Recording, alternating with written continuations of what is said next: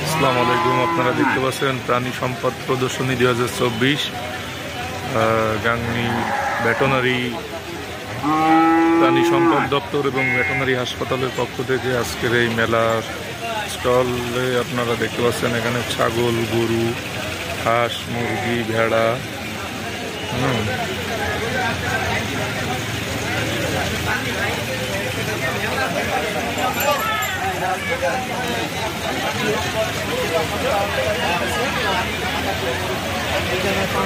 প্রাণী সম্পদ মেলা। এটা অনেক গরু ছাগল নিয়ে আসছে, অনেক বড় বড় গরু আছে, খুবই সুন্দর গরু।